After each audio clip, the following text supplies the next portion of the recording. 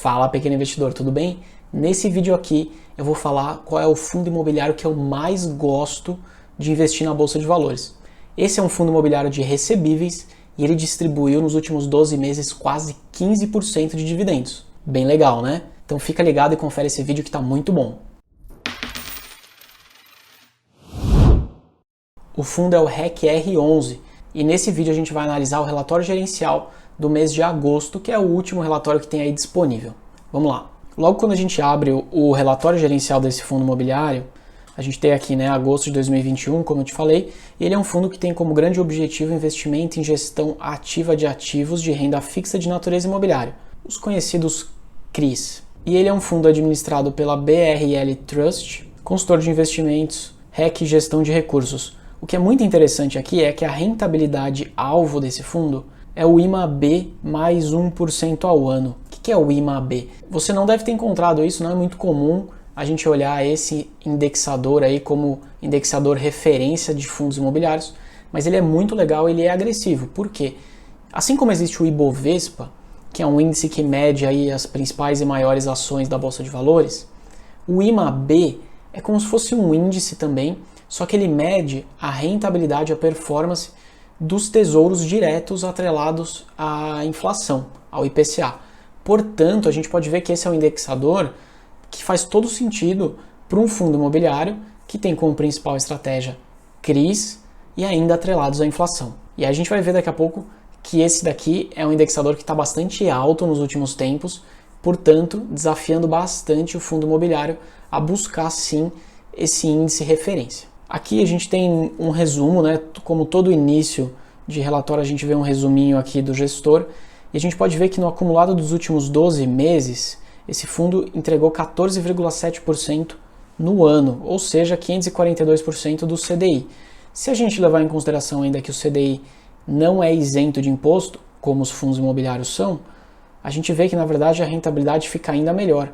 O CDI ele rendeu 638% do CDI. Bem interessante, né? E se a gente olha ainda entre dezembro de 2017 e agosto de 2021, a gente vê que o montante acumulado de retorno ao investidor foi de 52,6% versus um CDI só de 18,8%. Baita resultado, hein, para quem é cotista. Falando especificamente sobre o resultado do mês, a gente vê que em setembro ele distribuiu um montante de R$ 21.317.000, ou seja, o equivalente a R$ 1,10 por cota. E ele termina o mês alocado com 87% do seu patrimônio em CRIs, distribuído em 73 operações. É um fundo imobiliário gigante no mercado, quase 2 bilhões de patrimônio. Vamos dar uma olhada nas taxas dele? Bom, a gente tem aqui do lado taxa de administração 0,2% ao ano e consultoria 1% ao ano do patrimônio líquido. E esse é um fundo que não cobra taxa de performance, beleza? Então, as taxas aí bastante alinhadas com o que o mercado de fundos imobiliários de papel e híbrido costuma cobrar. Esse é um fundo imobiliário que recentemente acabou de fazer uma emissão de cotas. Então agora a gente vai ver nessa segunda parte do relatório que ele vai contar pra gente quais foram essas últimas alocações que esse fundo fez. E a gente consegue ver nesse início do relatório quem que é a securitizadora do papel. E além disso a gente consegue ver também quais são os índices atrelados àquele CRI. Então a gente pode ver aqui o CRI NAV correspondente a IPCA mais 6% ao ano, tem IPCA mais 9,5%, IPCA mais 6%. Então aqui tem um resumo bem legal das últimas alocações. Tem até um CRI aqui, Cunha da Câmara 2. Cunha da Câmara, isso não é bom, né? Vamos olhar agora o patrimônio desse fundo. E aqui embaixo a gente consegue ver como que está a distribuição dos ativos desse fundo imobiliário. Então 87% a gente vê que está alocado em CRIs, 13% em cotas de fundos de investimento, basicamente aqui é um valor que está em caixa, como se fosse uma renda fixa, é o valor disponível em caixa que está aí rendendo, provavelmente para o gestor alocar em alguma das estratégias aí nos próximos meses. E a gente vê também aqui 0,5% alocado em outros fundos imobiliários. Show! Agora vamos olhar um pouco mais no detalhe quais são esses CRIs que tem dentro do REC-R11. Então a gente consegue ver aqui no portfólio quem são os emissores, a gente consegue ver a série da emissão, mas vamos para a parte que é mais interessante, que a gente consegue ver qual que é o estado, o status do CRI, então a gente consegue ver se está adimplente, se a gente teve um vencimento antecipado, se há alguma inadimplência, e também a taxa de juros. Então a gente pode ver aqui GPM, por exemplo, né, essa primeira opção, e GPM com uma taxa de juros de 8%, a taxa de juros de aquisição. E além disso a gente vê o vencimento. Então a gente pode ver que tem muitos CRIs com vencimento super longo, que é interessante, afinal de contas dá uma previsibilidade maior.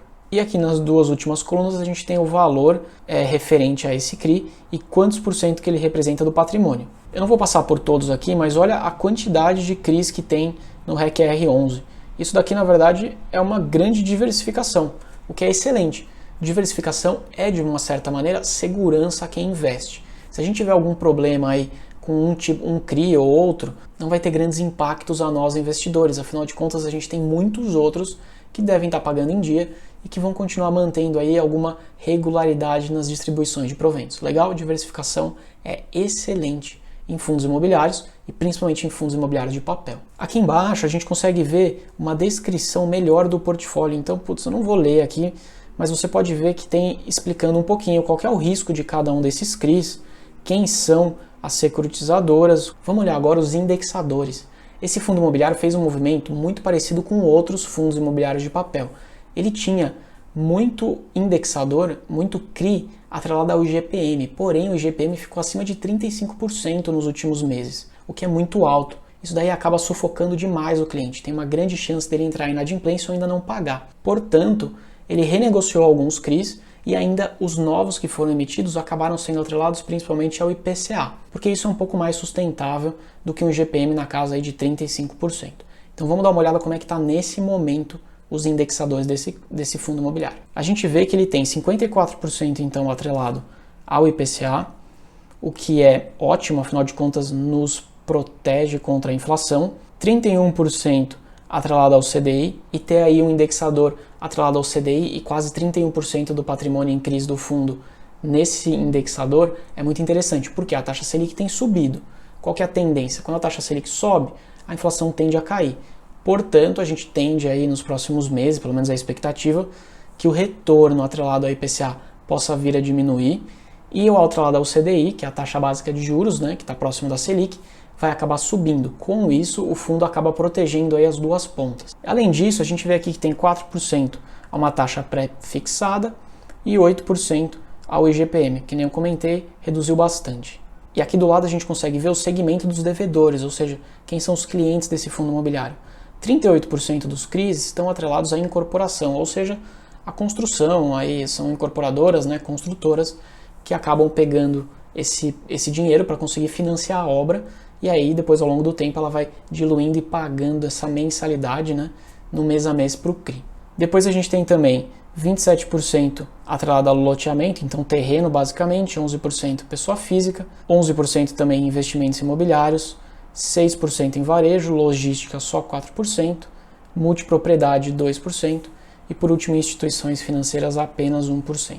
Agora vamos ver como é que está a distribuição geográfica dos clientes aí, dos devedores desse fundo imobiliário. Então a gente pode ver que 51,8% está concentrado no estado de São Paulo e a gente também tem uma concentração um pouco maior aí no estado de Minas, de 5,2%. Os demais estados aqui marcados em cinza têm até 5%. E, obviamente, os marcados em branco não tem nenhum cliente, não tem nenhum CRI ali naquela região.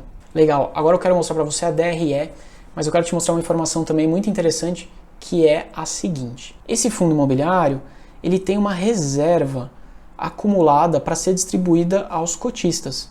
Essa reserva equivale aí a 0,2493 por cota. Isso quer dizer o quê? Que em algum momento ou ao longo dos meses, esse fundo imobiliário ele consegue distribuir esses quase 25 centavos por cota que ele tem já de resultado garantido e guardado em caixa aos acionistas. Esse fundo tem uma característica bem interessante, que ele tenta manter aí os rendimentos um pouco mais constantes. Então ele usa esse caixa para conseguir em determinado mês que teve um rendimento abaixo, né, do que os últimos, por exemplo, pegar um pouco desse valor e ajudar a completar a distribuição. Assim dá uma previsibilidade maior ainda para nós cotistas. Legal? Então a gente tem aqui as receitas, né? A gente vê que esse fundo imobiliário teve de receitas com CRI 18 milhões e meio e além disso mais 1 milhão de reais aí com outros ativos quaisquer. Como despesa foram 2 milhões de reais O que sobra aí um lucro líquido no regime de competência de 17,6 milhões de reais. O valor distribuído dele foi de 21 milhões e 300, ou seja, ele manteve a distribuição no mesmo patamar que o mês anterior. Pô, mas aí você vai me perguntar como é que ele distribuiu mais do que entrou de resultado no mês? Justamente porque ele tinha mais dinheiro em caixa. Então ele pegou esse dinheiro em caixa e completou nesses 17 milhões aí até dar os 21 para poder distribuir aos cotistas e manter a mesma distribuição do mês anterior. Legal? Agora eu quero mostrar uma visão aqui que eu acho super interessante. Esse fundo imobiliário, entre dezembro de 2017 e agosto de 2021, ou seja, no acumulado de 45 meses, ele entregou ao cotista, se o cotista tivesse desde o início, 58,2% de retorno. E como é que foi essa composição? 52,6% veio através dos rendimentos distribuídos no mês a mês e 5,6% através da valorização da cota.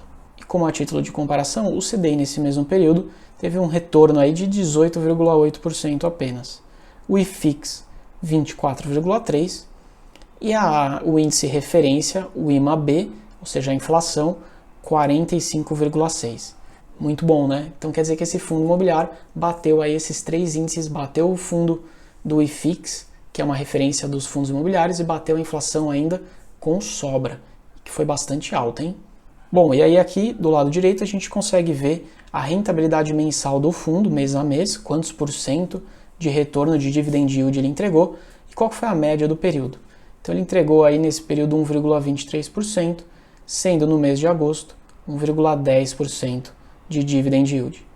E quando a gente olha em grana distribuída até aqui por cota, a gente vê que no acumulado de 8 meses aqui de 2021 já foram distribuídos R$ 9,10 por cota.